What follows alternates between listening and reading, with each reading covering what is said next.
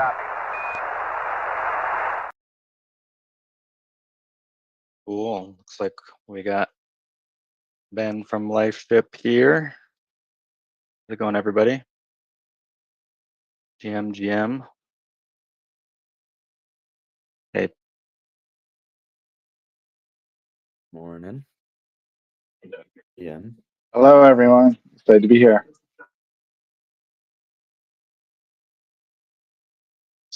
You guys hear me? Yep. Awesome. Yeah. Great to have Ben here. Yeah, Pablo, I'll turn it over to you. Cool. Well, yeah, happy Thursday, everyone. Cool. Yeah, today we've got Ben from LifeShip. We've had a few from Ben in the past, but something big has changed since then. There's a pyramid on the moon. So this has been something Ben's been working towards for a long time, and has kind of turned it into this platform for a bunch of different communities to build on top of, which is really cool. And yeah, I guess we go back, I want to say almost 3 years at this point, where we've been talking about putting a little bounty on the surface of the moon. And yeah, it's cool to have that, behind us now. And it's taken a a lot to get to this point. So it's yeah, it's awesome to say that, hey, it's actually there, and it's working, and people are adding tokens and creating their own little meme currencies on the pyramid on the moon. And yeah, I'm sure that the experience was like re- re- relatively crazier for you, because you're dealing with multiple different communities, and then coordinating with Firefly and all this. So I imagine that you're kind of taking a breather now. But yeah, I guess Ben, maybe actually before we hop into the pyramid aspect of things, I think it'd be good for maybe some of the new faces that might not know you or LifeShip, to just get a quick intro about your background and what you're doing at LifeShip, and then we can hop into the pyramid. Awesome. Hey, Pablo.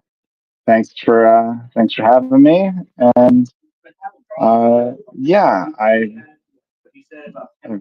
been part of MoonDAO for a few years, and love the journey we've been on together, and love the alignment with what I've been doing with LifeShip.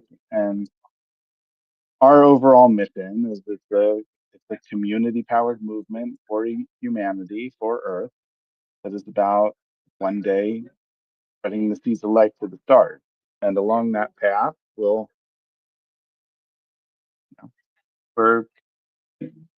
a multi-generational movement to populate space and continue life in the universe. And so came as the first mission, and we've done several missions now, but this is our first one to land on the moon, is that we're doing seed banks and back of Earth, as well as archives of humanity and humanity's story. And so we just landed this pyramid on the moon that is the first seed bank, and is an archive of humanity, and a platform where we've added all sorts of cool stories and cool content and cool missions to it. My background, I come from deep in the hardware engineering. I studied mechanical engineering at Berkeley. I worked on instruments to look for life on Mars, and designed these electrical, optical, mechanical, microfluidic instruments with lasers to fluoresce amino acids and high voltages to pull them through microfluidic channels and separate and get a fingerprint of what amino acids are in a sample. And so this was an early mission in collaboration with NASA and JPL, that there's actually instruments up on Mars now that are working off of these initial prototypes. So I did that at Berkeley, and then I spent 8 years building big telescopes around the world.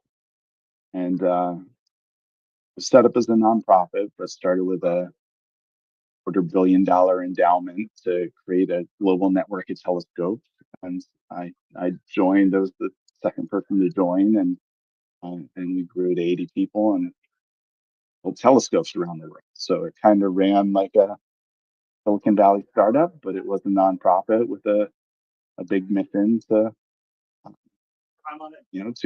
to create telescopes around the world to see new phenomena and see things that change, and those have been used to find hundreds of new planets, and find new places that maybe one day we could go, find places where life might exist, find places where life might have previously existed. And so that really got me interested in stars and looking outward. And then I moved to San Francisco. I joined Planet Labs early on. I was the 20th person to join Planet. And Planet, in the 5 years I was there, we ended up launching uh, close to 300 satellites in space. And till Starlink asked us, we had the most satellites ever launched of a constellation. And these satellites are to image the whole world every day. And now there's other types of satellites that follow up on things and monitor carbon dioxide and carbon monoxide and do hyperspectral imagery and really make the Earth quantifiable. So yeah, I spent a good 5 years building the camera system on those, building a lot of satellite, uh, securing space on rockets, coordinating getting these to space. I visited Rocket Lab. I visited Russia to get satellites and Russian rockets. Visited, yeah, probably 15 different rocket manufacturers over several years. Had meetings in the White House and the Pentagon and DARPA and NASA, and really got to see a lot of the space industry, and that was a cool experience. And I kind of evolved myself from just I guess pure engineering to more like seeing the product, seeing the overall picture. And then myself personally, I started going to Burning Man, doing trips to the rainforest, like um, did yoga teacher training, did meditation retreats, really broadened myself as a human. And in this process, I was down in the rainforest in Central America, and I did an ayahuasca ceremony, and the next day I went for this long walk in the rainforest, and I meditated under the giant grandmother tree in the rainforest, and I had this vision of the earth as one organism, and the earth bursting at its seams with life, uh, and then in this vision, it was very clear that there grew humans so that we could help the earth reproduce. So I kind of came out of this vision with the very clear purpose of, oh, my purpose is to create the seeds of earth to send to the stars. And then connected it pretty quickly as the first mission as a seed bank on the moon, the monument on the moon to Earth and Moon.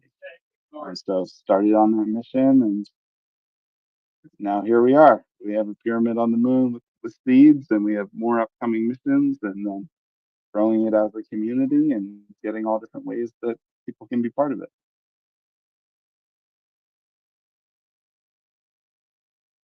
Awesome. Yeah.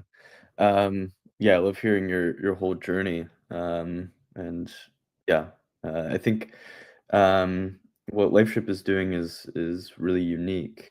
I'm curious. So, could you tell us the story of how the pyramid came together? I'm curious, especially why a pyramid of all shapes, and yeah, how what what was the kind of I don't know. I'm sure that along the way there are many challenges, setbacks, and yeah, doing anything. There's kind of always a whole root structure of things that are hidden, that I feel like are kind of the unique journey of the individual, kind of pushing something forward like this. So I'm curious, how could you tell us that story? How did the pyramid get on the moon? For sure. And I just shared some slides. I'll talk through these as I go.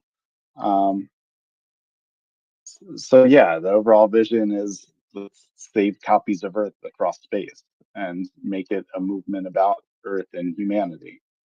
Um, and so our overall mission is to populate space and spread life to the stars. These are the satellites I worked on with Planet. So here's the pyramid that's now on the moon. And we started with a few missions to the space station and put a seed bank up there and put a DNA bank up there.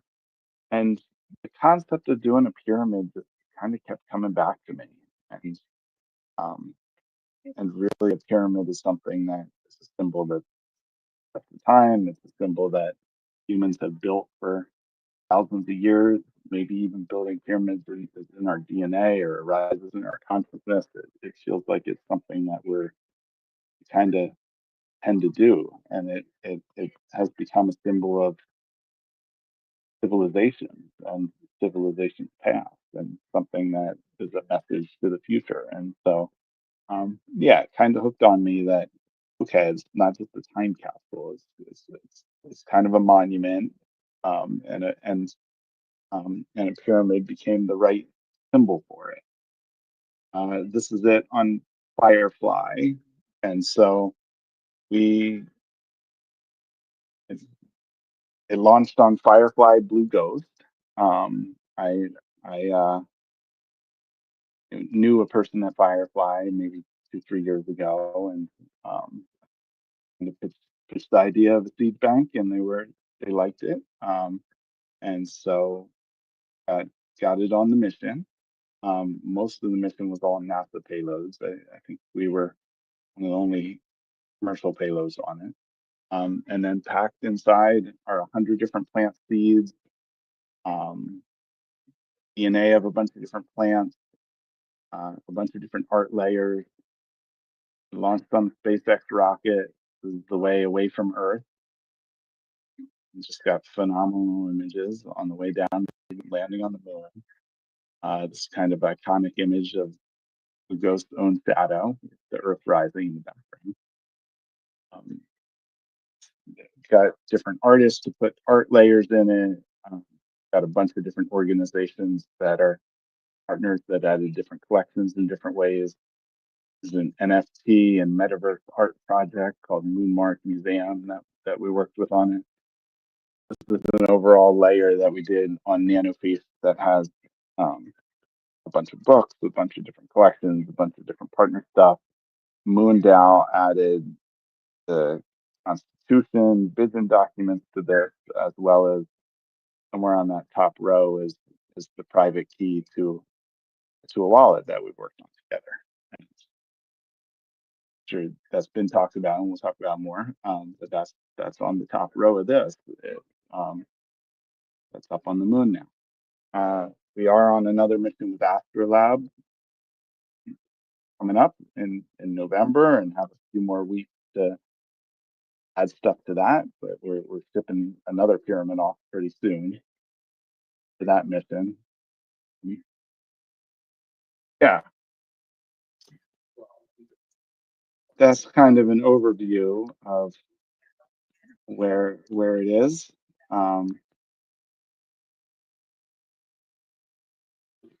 What what else is on your mind, Pablo? Well, I guess, yeah, I'm curious about the sort of like human story of this all coming together. So I know that you really wanted to turn this into kind of a platform for many different communities to add on top of. Yeah, I'm curious, what how did that all come together? What were some of the challenges involved? Yeah, what was the process of bringing in all these different artists and communities together? What was kind of unexpected about it? What did you learn throughout that whole process? Mhm. So one thing is we started with the vision being, I think art was in the vision from the beginning and it being a platform, but the first MVP product and way to grow community was around DNA and sending human DNA to the moon. And um, and so started on that, started created a product. We got a couple thousand people over years to add their DNA. We sent DNA up to space 3 different times, twice to the International Space Station, once with Astrobotic, and it went the distance of the moon, but then it had some fuel leaks and didn't have enough fuel to land on the moon. So they had to bring it back and burning it up in Earth's atmosphere. So we got very close to putting a collection of a few thousand people's DNA on the moon. And then this whole story kind of went viral around um, human remains. We shouldn't put human remains on them. DNA got kind of caught up on that. So in the last minute, we weren't allowed to add human DNA to this pyramid going to the moon. Um, uh, so I think as far as like the human journey, like the journey started with a community of people where uh, where it's their DNA is part of a population bank to go to the moon and eventually go to the stars. And that still is the core mission of ours. We're still navigating when we can get human DNA on the moon, because there is some reluctance or resistance with some of the landing companies around not wanting to get caught up in negative media around the moon turning into a burial ground, and DNA is just kind of caught in that conversation. So that was unexpected, and that's been an interesting journey. But overall, I just also saw this as a platform where we're getting artists involved, we're getting other entrepreneurs and other organizations and other communities and other movements, and really see this as meant as for Earth and for humanity and for all of us, and um, that there's ways that this is a collective platform that other organizations can connect with and be part of, and tell their own stories with. And so um, yeah, over time I've met a met a bunch of cool projects that have felt aligned, and we've brought on partnerships in the mission and included cool stuff, and then um, meet people who want to put their book up there or their story um, or small piece of art, and so have been growing this as a mission with that. And I guess the ones that inspire me the most are people that are starting whole new companies based on, okay, we're going to include this. And I feel like I kind of was in the first wave of with Planet Labs of whatever, like new space or space 2.0 or whatever, where it didn't need to be where like a Silicon Valley startup could start a company in a garage and put satellites in space and grow to be a public company. And so that Planet was one of the poster childs of that new movement where entrepreneurs could go and start a space company, and not just a government funded or a large defense contractor could do things in space.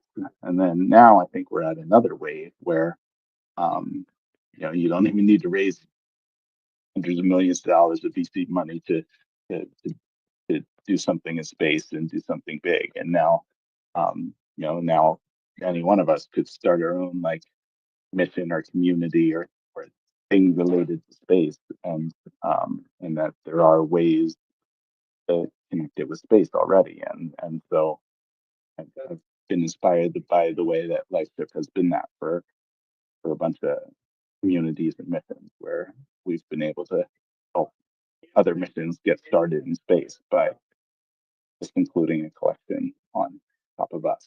And so, yeah, that's how I see LifeShip as a platform where we're on a mission to put monuments across space and across the moon and Mars, and eventually send them to the stars. And we want others to build their own collections and add them to it, or build their own movements, and be part of it in different ways where we collectively tell the story.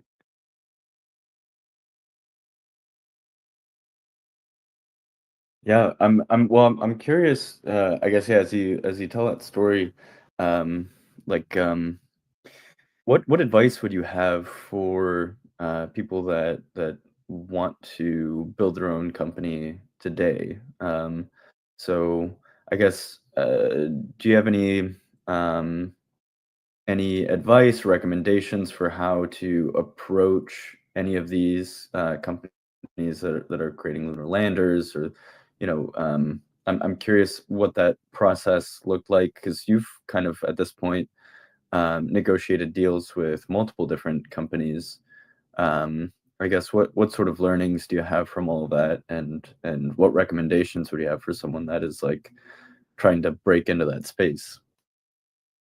Mhm.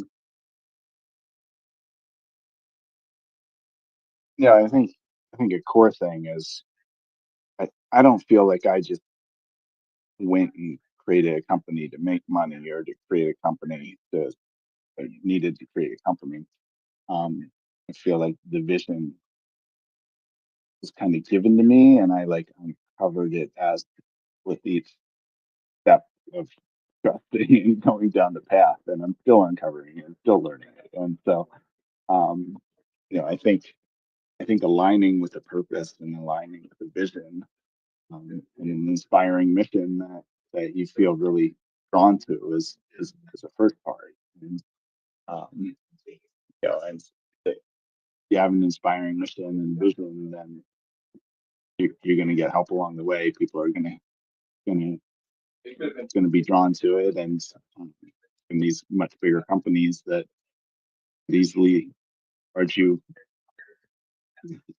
way too much for you to do business with. And be gatekeepers, like they're gonna more want to be aligned with it. So yeah, I think coming to um, coming to the vision um, and what you're really meant to do, and I think is the core one, and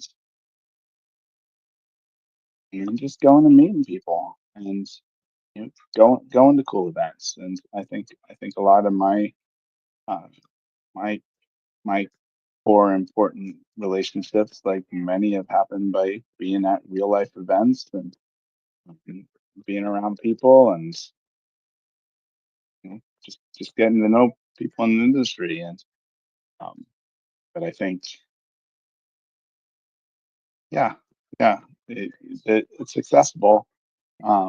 You just need to pursue it and go stay after your vision and go meet people along the way, and not you can have a big vision and you can go for the stars and go for the moon, and then it kind of unfolds. What How do you relate to that? Yeah, no, I think that's great advice. I think that yeah, like starting a company or something for the sake of starting a company is usually not the right order of operations. You kind of need to start with something that really resonates deeply, I guess, with what you want to do and your purpose. I guess maybe to dive deeper into that. So I suppose you'd already been working in the space industry for a long time, but then kind of took the plunge as a founder. What was that transition like for you? And yeah, how did you like how did you find that purpose, and how did you kind of gather maybe the courage to be able to take that leap?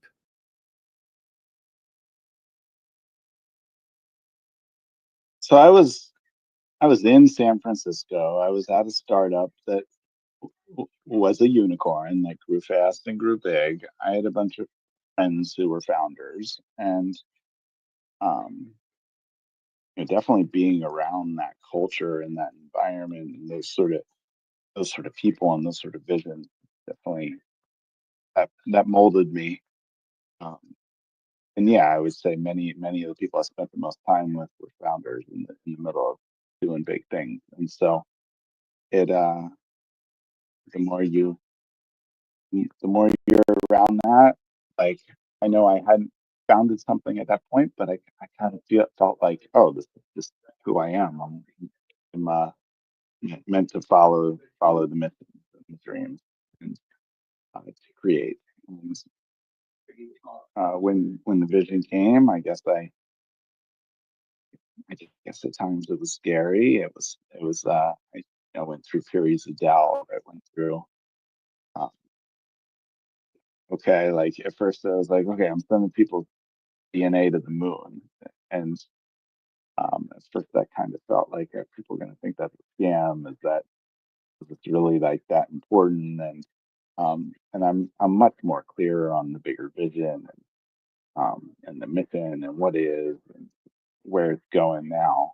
And initially, it kind of felt like, okay, I think there's something here, and I think I'm supposed to keep going down this path. And yeah, maybe the first mission is send some people's DNA to space, um, and that may sound a little gimmicky at first, but overall, the mission to carry life to the stars and continue the blueprint of humanity, and to one day create a new world. Like that is the long term vision um, that that feels inspiring and important and big and part of what humanity will do in the future. And so, yeah, I think it was a process of trusting. It was a process of keeping taking steps forward. Um, Long walks in nature, like all the things that like helped me get in tune with what was meant to happen. And I really felt like, yeah, I feel like it's just unfolding and it's guided and that it's happening as it's supposed to. And um, and it's part of nature. Like nature and life expands, and it's doing it through humanity and through us. And um, so I think coming to those realizations and just walking down the path and keeping going when it was confusing or hard or scary, um and then or when there was like some disappointment, just trusting that, hey, this is all teaching me, and that is leading down this path further.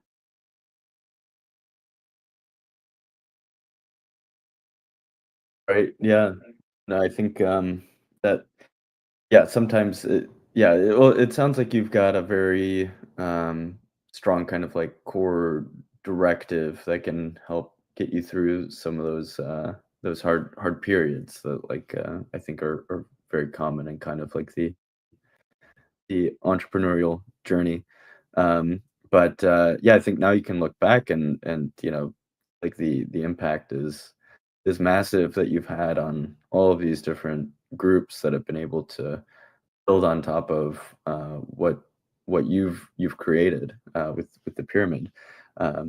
Tons of artists and peoples whose their own lives are changed because you've been able to do something leveraging um, what you've built, which is really cool. I'm curious, so I know that you're on some future missions. I know that you just mentioned that you're going to be on a lunar rover here soon. Um, what are the other next steps for LifeShip? Is DNA going to come back on the menu? Do you foresee that? I guess, yeah.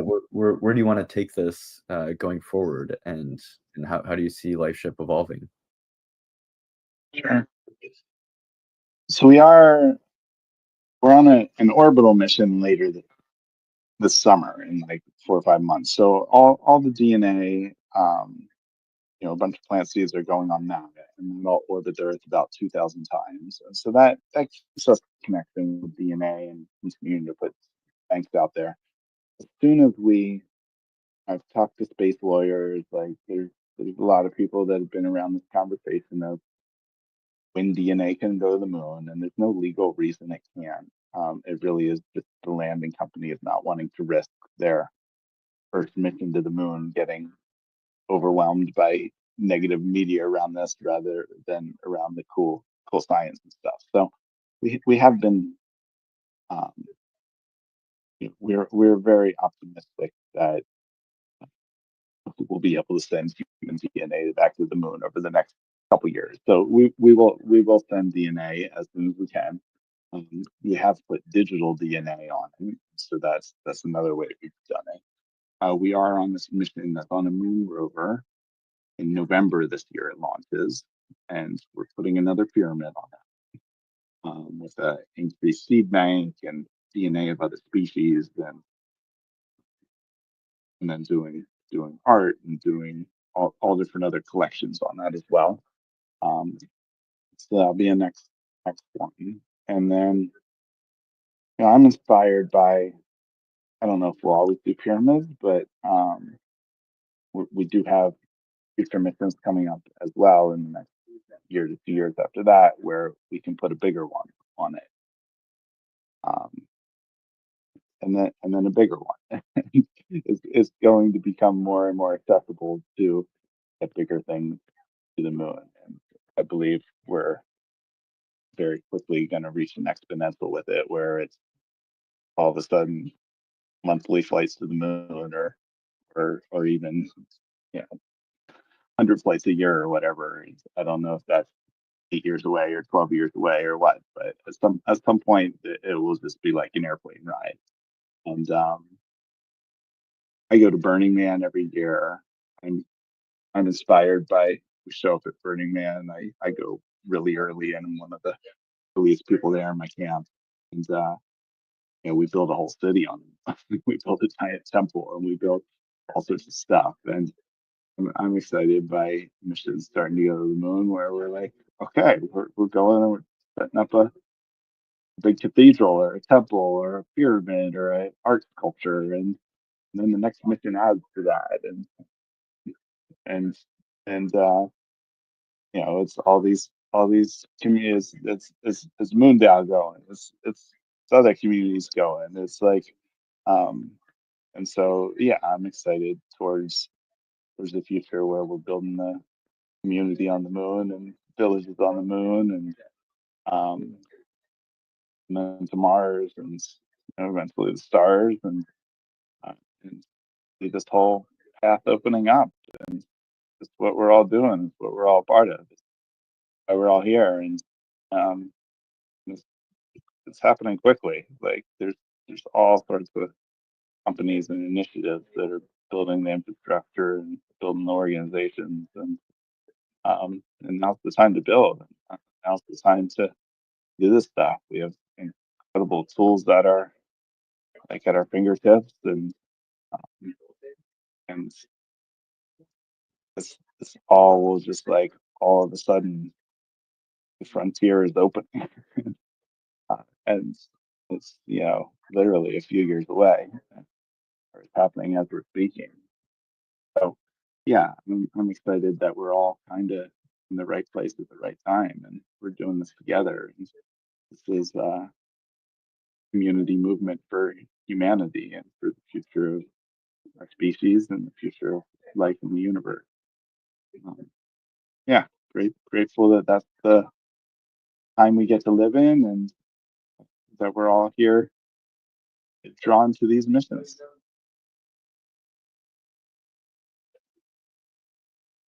Definitely.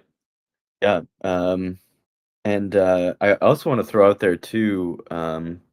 So LifeShip is one of the teams in the Space Acceleration Network, and Ben, I just want to say, like, I'm sure there's people listening here in Discord and also on social media, etc., that would love to be able to participate or support LifeShip. Either in the form of bounties, or part-time work, or um, funding. And I see Ryan just dropped the link in there too. I guess, yeah, how can the MoonDAO community today support what LifeShip is doing? What are the best ways to get involved or to help build what you're making? hmm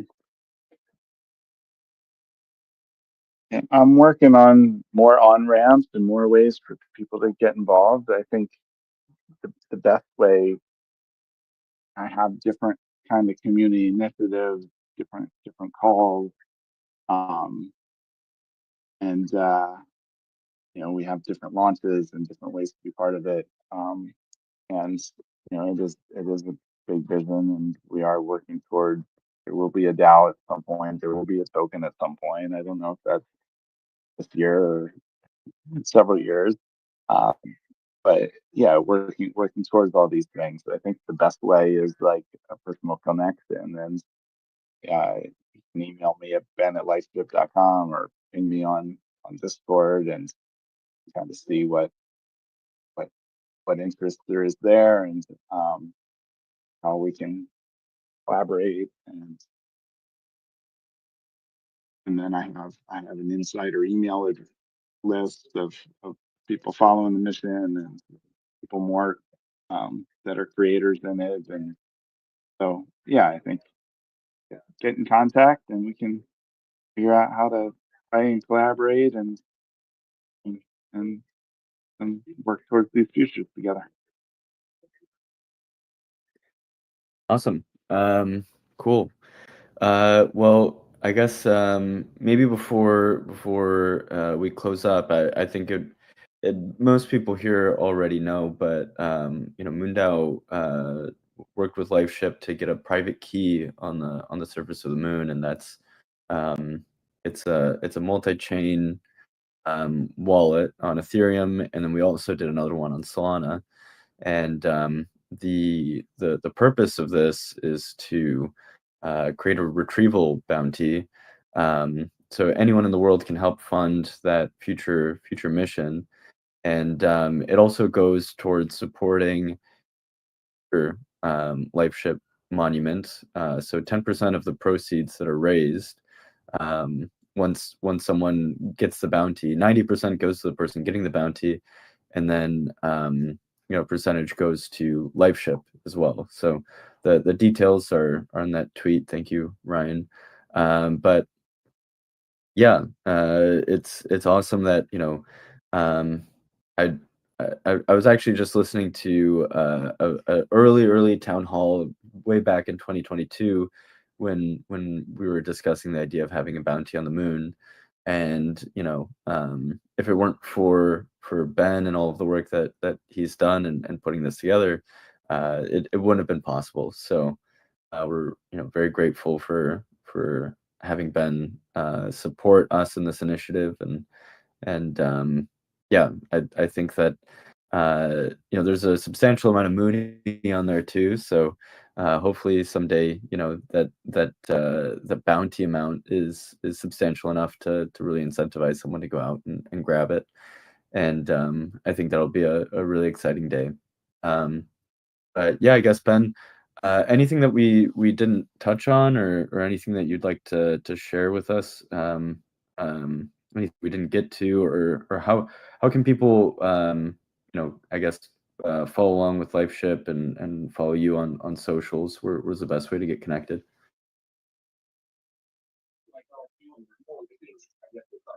Yeah, I think, well, one thing to add is just I'm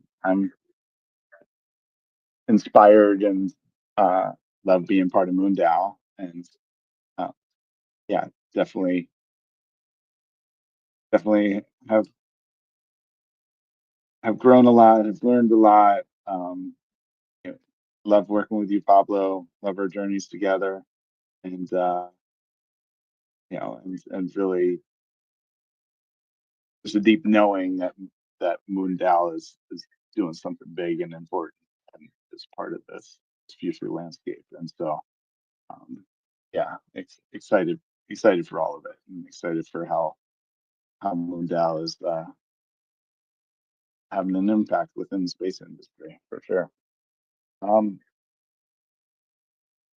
yeah, I think ping me on any social media or connect with me. And then at lifeship.com, and I can add you to more insider email lists and all that. And I'm just excited to continue on this journey, and our paths will continue to cross, and we're all working on it together. Thanks for having me. Awesome. Yeah, thank you, Ben. Cool. All right. Well, we'll keep moving along with the regular town hall. We have got one proposal. So thank you, Ben. Feel free to stick around, or if you got to go, no worries too. I'll pass it over to you, Ryan. Awesome. Thanks, Pablo. Thanks, Ben. Yeah, super cool to think that, well, there's a golden pyramid on the moon, and Moondown got to play a role in this awesome, ambitious mission. But yeah, we do have one new proposal up this week. I'd like to invite Amy of the Prado up on stage. Hey, Hey, can everyone Amy, hear me? how's it going? Hey, Ryan, can you hear me? Yep. Okay, Can you hear awesome. me? Okay. Yes. Okay. And I just want to say thank you again to everyone who helped me with this proposal. This was my first proposal, and so I thought it'd be good to just give a little bit more background. I appreciate all of the questions on how is this different than some of the other sponsorship that we've done and the existing space content. So I'd love to introduce World Space Week to those of you who aren't familiar with the organization. So World Space Week is one of the world's oldest space advocacy organizations. It was actually designated by the UN in 1999. So there's a long presence, well respected in the space industry globally, across, the European Space Agency, aerospace companies, from NASA all the way to the new private sector as well. And each year there's a different theme, and this year's theme is living in space. Last year's theme was space and climate change. And just to give an example of the exposure that World Space Week had, it celebrated every October 4th through the 10th. And last year had over 15,000 events in 88 countries with 94 million plus social media impressions. And so that, I think, is one of the differentiators on just the global reach that it has. So I know New World was sponsored, and a London Space and Sea conference, which is always great to have the in-person events. Just calling out again the differentiator since I was asked.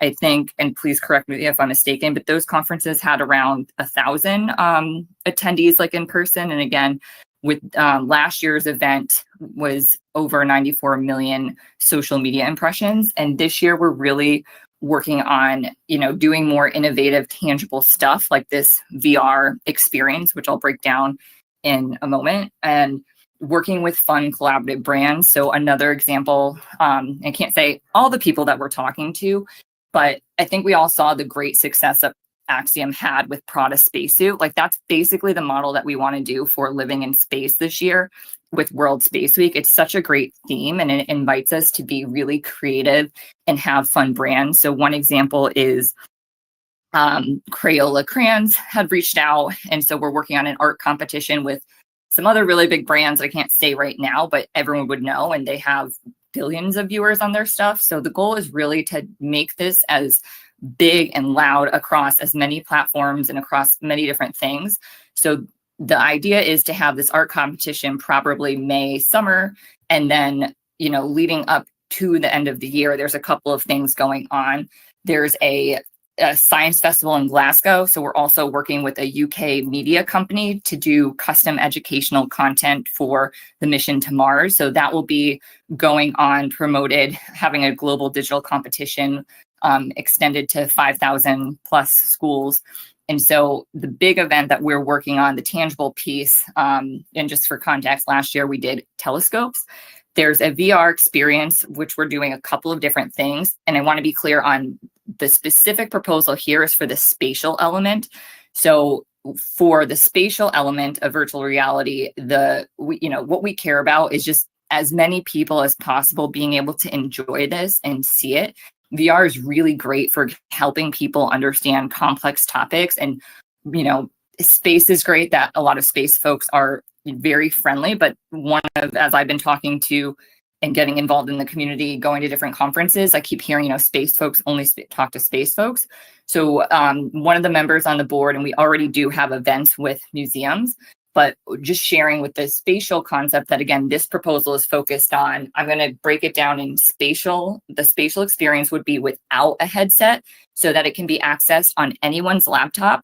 We also do have some satellite sponsors, Viasat and USAT, and we are talking about maybe using them for some remote rural areas to help increase the broadband. But really with the spatial content that we want to develop, it's going to be a custom storyline. So that's another differentiator, that we know that there's great space content out there. In some of the VR work that we use for headsets, we are using, and in Africa, we have an African VR provider that we're working with to send 15 to 20 VR headsets with their existing space content around Africa. But this, what I'm asking for in the proposal, just to clarify, this spatial content, the difference here is that it's going to be totally customized to what it would really be like at this point in time to leave the Earth, knowing that we have the commercial space stations being developed. Each of them are already working with VR, and we're having initial conversations with them. Some have offered to potentially share their content. So the idea here is it's more of a custom storyline with what's actually happening in the real world now, and also an educational component too. So again, there's a lot of misconception in space outside of space enthusiasm. So we want to really have this be a fun, get everyone excited again about why we go to space in a fun way. There's so much to work with and help educate, from launching from the Earth, seeing the satellites, and knowing the great work that satellites are doing now to lay the foundation for everything that's coming. And, even just a reminder about lunar resources, like having a storyline about that. And then, like I mentioned, going back to some of the custom storylines with commercial space stations, one idea we had is to leverage, again, that fun educational piece of explaining why we go to space, like maybe doing a microgravity lab so that people can actually see what's happening. And so, as I mentioned, the spatial piece is, as long as you have internet, you'd be able to access it. So our events are held at schools, museums, space agencies, etc. And one that I can share that we are working with our board member on is the Smithsonian would be an example of something that we're in very early talks on. But another great thing about spatial is that we could use a dome at, say, maybe it's not the Smithsonian, but just leveraging Smithsonian brand. They have 1 million viewers on social media. So again, it's that cross-industry amplification of all of the things that are going on with space. That we're really looking to do with this. And so I think I gave a hopefully good overview of what World Space Week is, the impact that it has, the additional impact that we're working on getting this year. And, we really want to get NASA involved. I don't know if anyone was at South by Southwest. They had a great VR propels deep space exploration. I didn't get to attend, but I heard that some people went and they really enjoyed it. So, and I think one of the differences too is, again, the spatial piece is not capturing the VR piece. So for now, I might leave that out unless anyone wants to talk about that. Because I think this spatial piece is really about global accessibility to people who aren't traditionally into VR, who aren't, there's going to be space enthusiasts who are jumping on board on this. But again, we're really looking for that broad access to everyone in this. And so I've always thought this would be a great idea to take to MoonDAO, and it's only taken to this point for me to be able to put it into a proposal. So the proposal is the exact cost of the VR provider, and then the additional, and I broke it out in the proposal.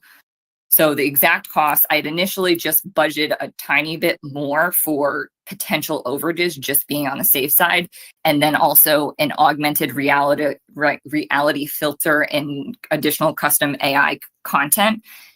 Given where we are with crypto, and again, apologies on maybe some of my disconnects on the original sponsorships that I was looking at, I adjusted mine to just really be cover the exact cost. And then again, it would be the exact cost for the VR provider. And I think Ryan or Mitchie, you asked, yeah, it's a for this ties into it. I used to work at WeWork at the height of their hyper growth. So someone I worked with was actually part of the design team there, and she has now started her own company that they focus on virtual experiences. EKRS, I believe, is the name of it. I know that was a question. Sorry, I don't know if there's been any others that come in. I think I've covered everything. So I guess I'll open it up to anyone for questions. And Pablo, Ryan, Mitchie, please jump in if there's something that I didn't cover that you think would be helpful. Please let me know. It'd be helpful just to go over the costs exactly. I know it's an ETH now, but yeah, obviously, if anyone has any questions, senators or members of the audience, feel free to jump up or put them in chat too. But yeah, And Ryan, thank you for that call out. I was going to say, Mitchie and was really kind to explain to me that difference. And I don't know, and apologies, Mitchie. Mitchie was going to help me with that. So I don't know. I know I need to adjust for it. That's something that I'll work maybe with Mitchie on, but I do know he explained how it would work.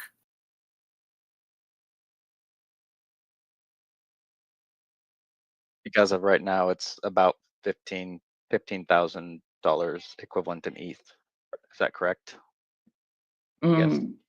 No. Well, it's 15,000 USD. So thank you, Mitchie. Right. Mitchie said he updated the proposed amount. So and it just also giving some additional clarification, because World Space Week is a nonprofit, we got 30% off. So this is a cost that we got for the spatial components, being able to create our own custom storyline for $12,600. That is the exact cost.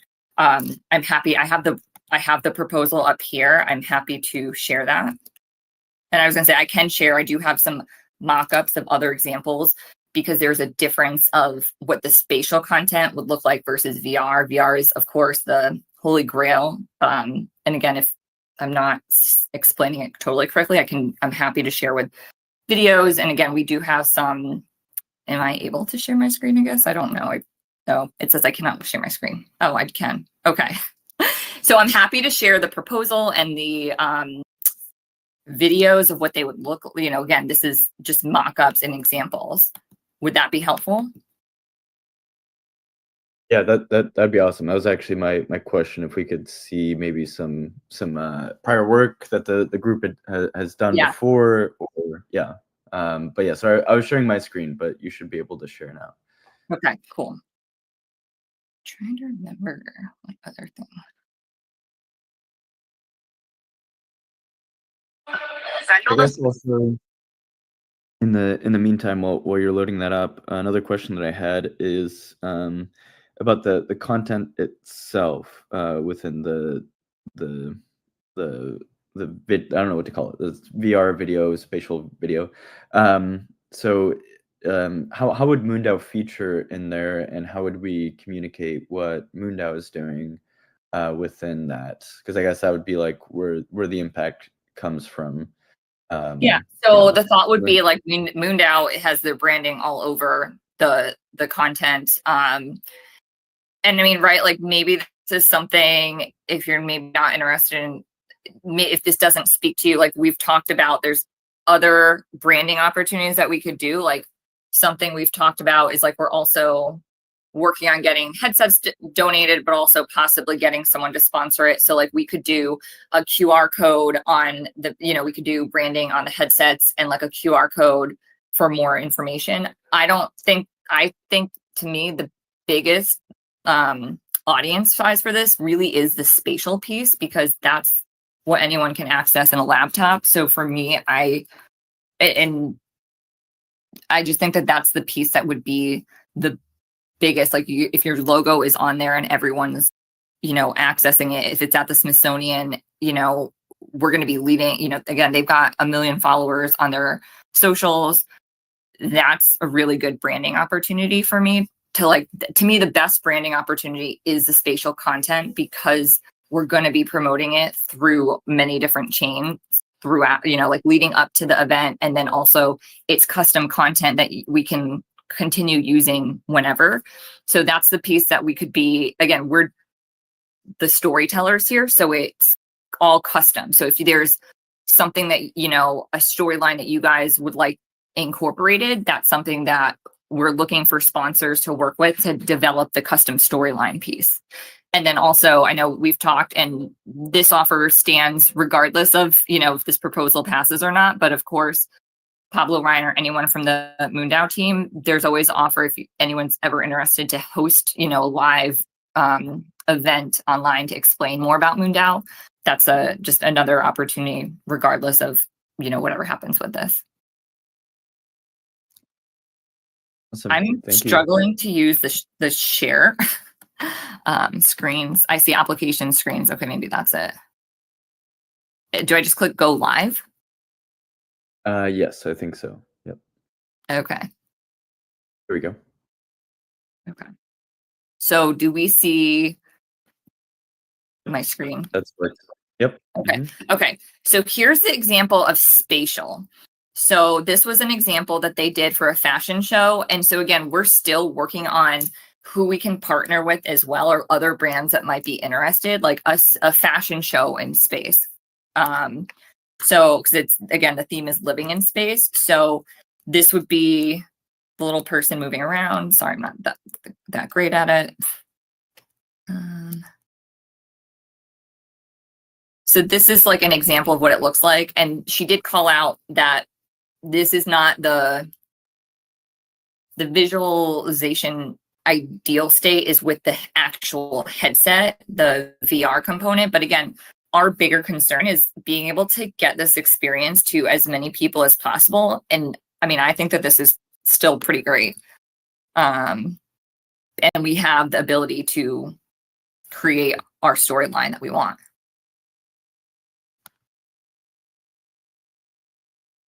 Cool. Okay. Okay. I didn't know that this was like a video game, basically. Like you can actually walk around in it and. Yeah. So you'd be like, okay, thank you. Maybe that's like an example. So like, let's pretend this is space, and like MoonDAO is an infrastructure layer. So like maybe this is like learn about space infrastructure, or something, and it's MoonDAO's massive logo here. Or again, maybe your avatar has MoonDAO t-shirt with you at all times, or you get to dress your little avatar and it's got like MoonDAO's just on all of the clothing outfits. That's what I'm saying. I feel like this is a really big opportunity to have anyone's, like brands here for the entire experience. So like, That's again, really like, like if, again, we're in space and this is the moon, like I mentioned, we'd be able to like have a lunar resource exhibit here, one of the commercial space stations we're talking about, go do microgravity here, steps up here. So this is a spatial piece. There was some great Dove one that she shared. This, I think, can everyone see I changed screens to VR? Yep. Mm-hmm. This is another one. I think that's the different. So I was like, I don't know if it's worth really going into this. Before I push play on this, to your point, Pablo, another, like, we got the quote and I'll show it here just for full, transparency.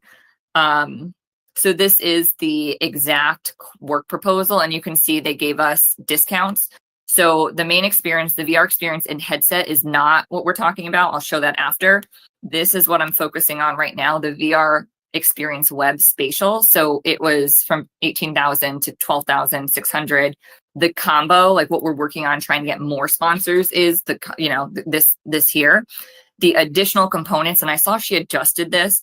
There was also a gaming component. So as you mentioned, like, it does look like a game, and there was, in the original draft, there was a gaming component, but we have, I think, enough work to do our first year on this, and maybe that's another thing. Like, there's also the ability to create our own app, put it in the app store, the calling out the AR experience, the augmented reality. So originally, again, I was looping in these two pieces too, like the AR experience and AI content for the original draft. But again, I've scaled back to really only focus on the spatial component, because I do think that that's the biggest impact.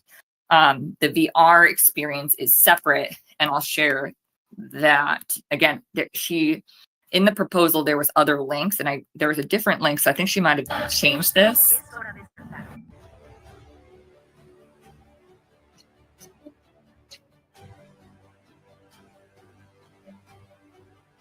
Ooh, I'm so sorry. I just saw that we are a minute over time, so I apologize. I don't know how to stop sharing my screen.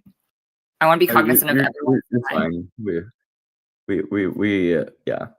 We go over sometimes. It's no big deal. Okay, sorry. I guess another question that I have is: are there examples of maybe from like past years with like of something that we can map to and say, okay, this was the impact of a very similar campaign at World Space Week that we can look at and be like, okay, we could estimate that this campaign would have a similar level of impact. Is there maybe like any other like links or things that you could share there? That would be helpful. So let me, if you don't mind, like, I guess I'm wondering, because like we have the stats on like the events that were held, like the, like 94 million social media impressions. There was a telescope event last year. In full transparency, this is the first year we've done something of like, we're really trying to make this bigger this year. So I will get more. And also full transparency, this is my first year volunteering. So I'm learning as I go. I started at the end of the fall, winter time last year. So I wasn't really, I kind of joined right after that event happened. So I don't have some of those stats right now. I can ask for more information on the telescope thing, because I know that was global. But this is kind of unique where we haven't done this before. But I think that we got close to 1 billion views on social media during that period. Like my goal personally is to like get at least 1 billion this year with some of the different cross industries are working with. And I know we talked separately, Pablo, I can't quite share some of them yet. So I know that's not totally ideal, but I can get back to you on the telescope piece. Would that be helpful? Yeah, that would be helpful. Thank you.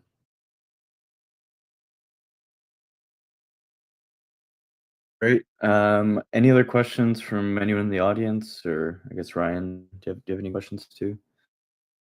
Yeah, if you could just highlight, well, besides like the logos or things like that within the spatial space, could you talk maybe a little bit more specifically about other ways that MoonDAO would be featured or promoted? I don't know. I haven't read it in full detail, but I was skimming through the proposal. But if you could talk about the benefits for MoonDAO more specifically. So I think that's like the great thing is like, this is a custom storytelling piece. So whoever, the idea here is to work with whoever is sponsoring on a custom storyline. So when we were looking in that, the fashion store or fashion event in the desert, it looked like the idea is, you can showcase, we can have a component for a total custom storyline for MoonDAO, breaking down the blockchain and like making it really easy to understand to people. And then, linking it, like making it, that's another on-ramp to me also. Like I could see this as an on-ramp for more citizens joining the network and, through the experience being able to, send the link and not just the spatial experience, but throughout as we're promoting it on our socials. So I'd also, I guess, and maybe this is something to think about, but I would ask, the MoonDAO team, Ryan, Pablo, you're on stage, anyone else that has an idea, what you would want to present. And like, that's the other thing. Maybe it's something where it's like, you do have some great names that you work with too. So it could be, just educating the general public on what MoonDAO is and like the different, companies that are involved. Showing the map would be really cool too. Like, look at our, like we have citizens from around the world. Like, again, that I think it would be really cool to do like a space for all messaging in the storyline. So it's really custom on like what storyline would you like? Do you have any thoughts on like what you'd want to present now?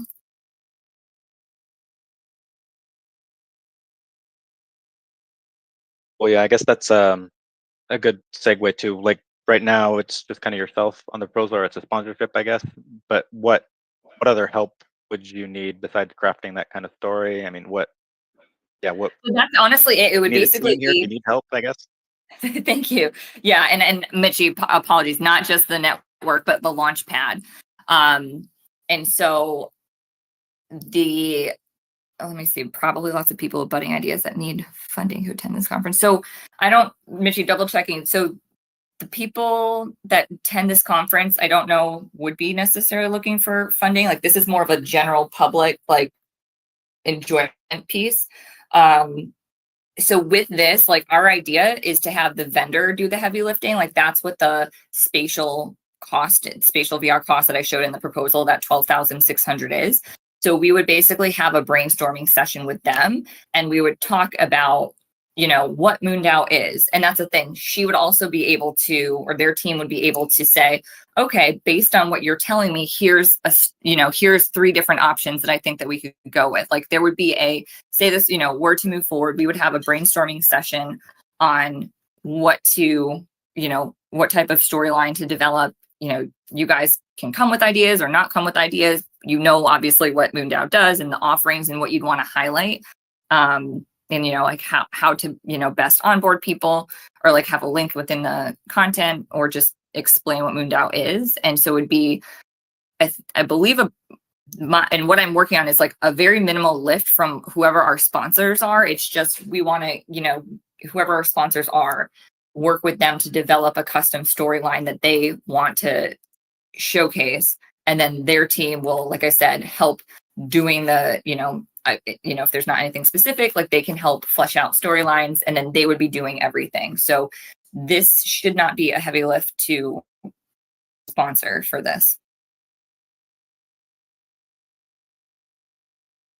Well, I guess one more question about how it kind of looks, I guess, in implementation. Are these all like separate individual isolated ones? Like this is the Moondao one, this is the other one. Are they like interconnected into some like brand intersection, or what? I guess, how does that look? Yeah, so it's like if we imagine back to the fashion show in the desert, like it would be like components there, and I don't know if anyone was in Houston, if anyone saw the ISS that virtual I don't know if it was virtual. Yeah, that was virtual reality. Like it would be, and we're still open to designing it, so it could look like you're opening, instead of the fashion week, like you've landed on in a commercial space station, or you start from maybe Moondao just starts from the Earth, and like it's again that infrastructure layer. So it should all be one storyline that people can go in and go through different things to see different sponsors and learn about different things. Ryan or Pablo, did you get I'm sorry, not Ryan, Pablo, did you get a chance to see the ISS VR when you were in Houston? No, unfortunately, I wasn't able to. Okay. I wish I had. Because it's basically like it's one environment. Oh, go ahead, Mitchie, you might have.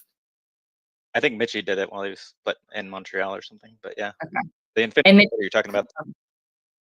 I was gonna say, Mitchie, I don't know if I answered your question about the funding piece, so please let me know if you need any clarification. I don't know that I fully understood that, but I don't see this as people looking for funding.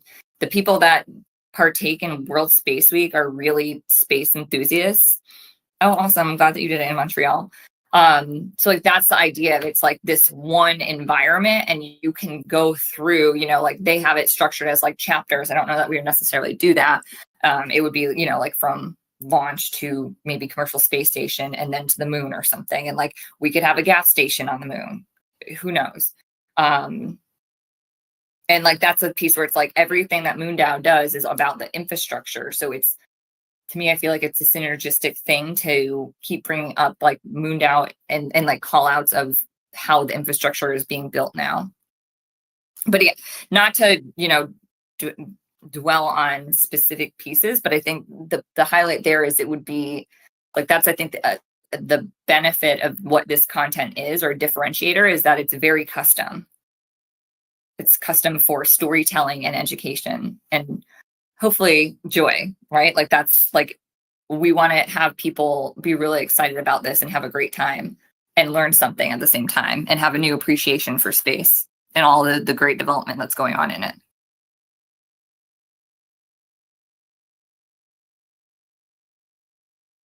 Awesome. Cool. Any other questions from anyone in the audience, or yeah, I think I guess Amy, it's yeah, up to you. Like I said, if you wanted to take some of the sort of feedback from the town hall and then iterate on the proposal and submit a final version next week, that works. Or if you feel like this is ready to go, it's ready for vote, then you're also free to submit it now, and we can put this into the Senate. So your call. We could submit it now, or wait if there are any other tweaks that you want to make. I might default to your help, Pablo, like just based on this is my first time doing the proposal. I know I was able to give more context now. I know that there's follow-up question about the telescope piece that I need to get back to. So do you mind maybe giving me a little guidance on what you think would be best on that? Right. Yeah, I think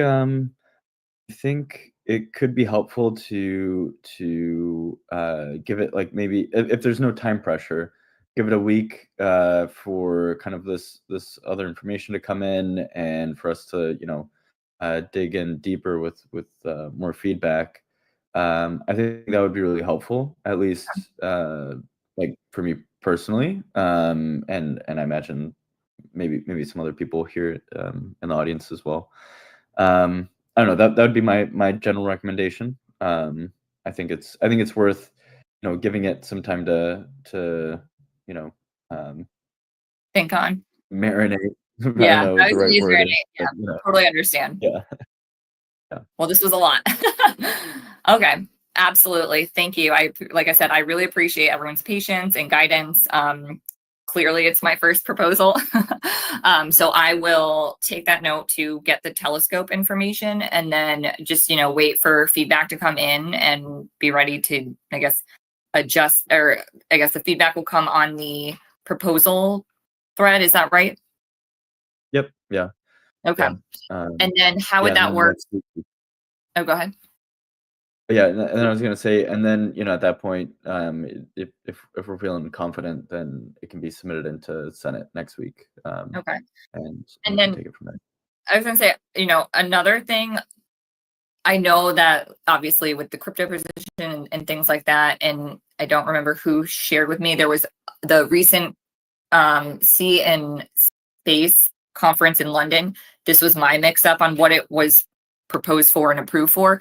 I know that was approved for less, it sounds like. So I guess, is it possible that it's, maybe it's not the time, but like there's something, like, I don't know if maybe you could share more on that, or if that's an offline conversation, I'm happy to take that offline. Yeah. Yeah. I mean, I don't know if there's anything like concrete in terms of like the numbers, or like how we can work that out. Yeah, I feel like it's a conversation that we should have throughout the week, and how we can make that work. Yeah. Okay, awesome. Thank you all. One last question, Amy. What is the timeline here? Like, is there a drop dead date basically, or what are the time considerations for this? No, so this is like a 3-month build. So it would be it's leading up to World Space Week, which is October 4th through the 10th. We'd want it done before September, just making sure that we're able to do the testing ahead of time. So we'd want it built by like August. So August, July, June, backing up, like the idea is to kick it off in May. So we do have, ideally April, like the suit, again, just because of we want to make sure that like we've tested this is like a global experience. Ideally I'd like to kick it off in in April. So there isn't necessarily a time, a time crunch, but the sooner that we can kick it off, again, the ideal time frame would be April. Probably the drop timeline would be kicking it off in May. Cool. Well, thanks, Amy. I heard a link to the proposal thread here again, tag the senators. So yeah, if our senators could take a read through, provide more feedback, and yeah, I guess we can revisit this next week or when it's ready to go up for a formal vote. Awesome. Thanks. Cool. Thanks. All right. Yeah, I guess we'll shift gears and do some brief project roundtable updates. We're missing a few senators here today, but I'll invite Bob and Christina up. Before, I'll give just a quick update. Eiman was here earlier, but had to drop. Documentaries, we're kind of moving forward with the follow-up edits. He's expecting the documentary team got back to us and said that they're looking to get like a final kind of draft here next week or an update. So stay tuned for that. Yeah, Bob, you want to take it away? WBA. It would help if I unmuted before speaking.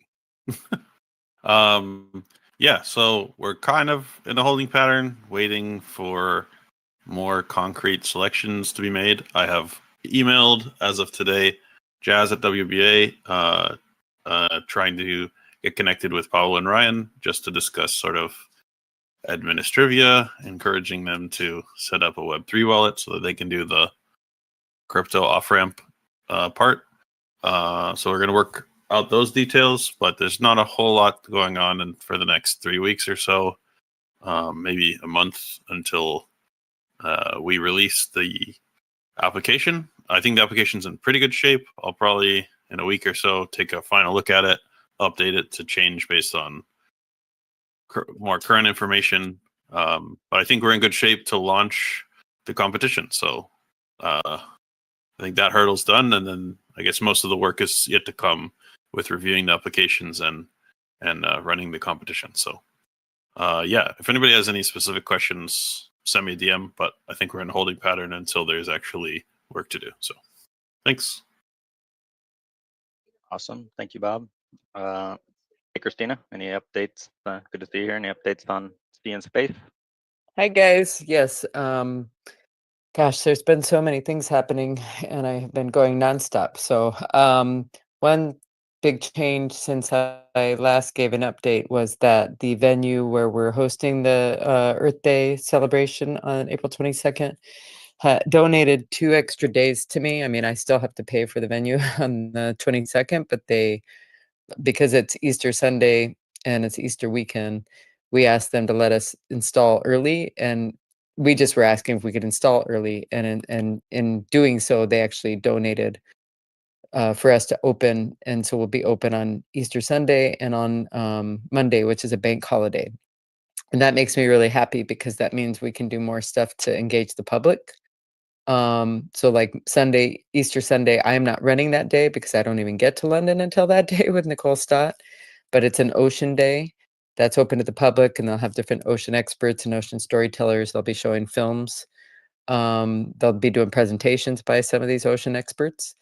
And then on Monday, we'll have a bit similar, but it's the family friendly day, and Nicole will do a presentation. And I got to look and see what other astronauts are going to be there at that point. But that's going to be the family-friendly day with at least Nicole doing a public presentation for in the Piccadilly space, along with the ocean experts that are there too. So there's other kind of things that are that I haven't announced yet, but I hope to announce probably tomorrow, maybe, which I have been talking to the guys behind the scenes. But I've just been trying to get a handle on all my sponsors and partners for the event, but we will open up table sales and ticket sales to us. We'll have about, I don't know, 3 to 5 tables that we're going to be able to sell. This is super, super exclusive VIP dinner that Moondao is part of. And we have at least 7 astronauts on stage, including, and in case people didn't know about the list, we have Charlie Duke, the 10th man to walk on the moon on Apollo 16. We have Tim Peake, the UK astronaut. We have Megan Christian, who's the UK reserve astronaut.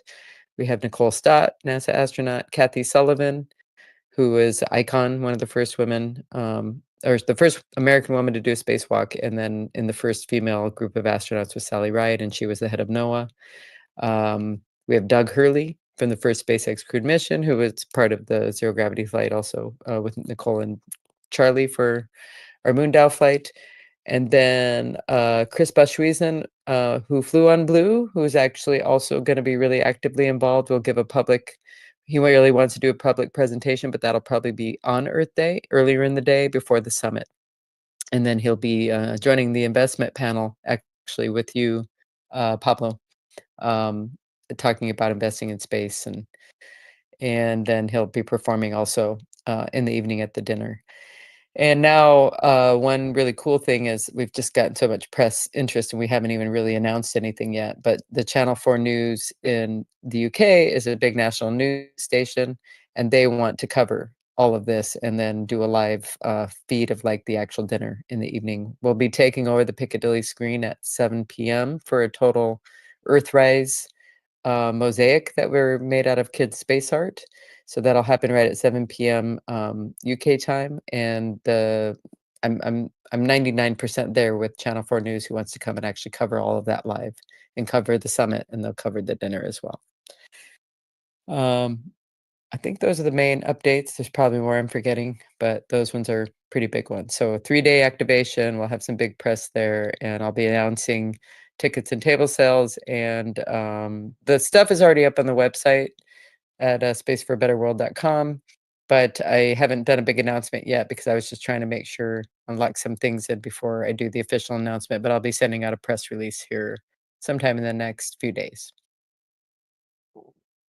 Awesome. Thanks, Christina. Yeah, I shared the link to the events page on the Space for a Better World website, so people can check that out. Yeah, sounds like a really awesome event as always that you do. But yeah, Pablo, any updates from your end on Launchpad and token distribution?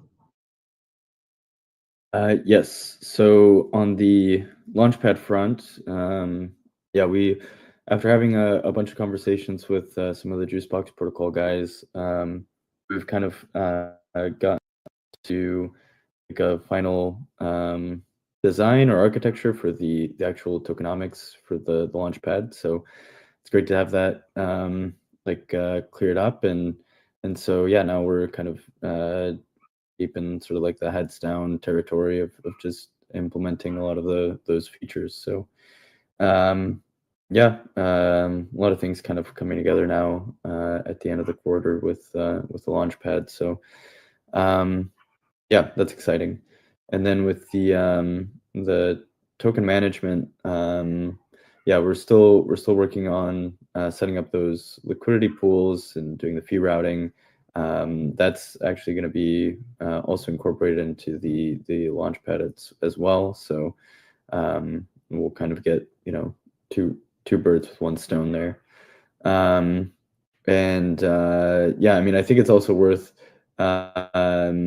mentioning, even though it's not directly related to the treasury management, that we have resolved the issue with Skyline Bank, and we're able to on-ramp some fiat into Ethereum, and then, you know, move that into the treasury. So you might have seen like 50 ETH that came back into the treasury. So that was part of the zero gravity flight sales, and so we're so happy to finally be done with that whole chapter of kind of going back and forth around the fiat on ramping.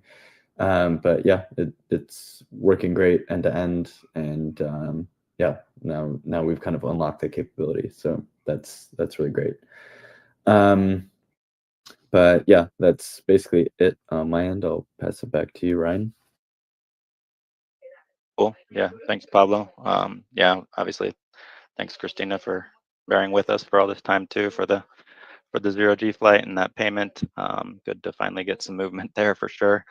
I have the Mooney to the Moon on the agenda here too. I mean, Pablo and Ben kind of discussed this a little bit earlier, but there's not been any like real kind of developments or any changes for the past week. There's still some kind of tokens and funds. I have seen some small activity there. There's even like a Uniswap position that's come into one that's generating wrapped ETH and token there for a liquidity pool, which is kind of funny within the wallet. But yeah, still up there. I guess we'll see how long it takes to actually get it back. But yeah, that's all we've got on the agenda here this week. Thanks everyone for joining us. We can move over to the Major Tom channel if you want to just chat informally and have like a more informal conversation. I guess one other quick update. We do have until, I believe, April. We're wrapping up the quarter here, so obviously submit any community contributions that you made throughout Q1. Remember, they don't have to be specific to MoonDAO. They can be more related to our broader mission of having a base on the moon and making life multiplanetary, but you should submit any contributions that you made between or during Q1 from the beginning of January to the end of March, and you'll be eligible to get rewards, community rewards from the MoonDAO community, which comes in the form of ETH and MOONEY voting power. So yeah, be sure to get those your work in, your proof of work. But yeah, thanks everyone for joining us, and we'll see you next week, same time, same place. Thanks everyone. Thank you, everyone. Bye-bye. Bye.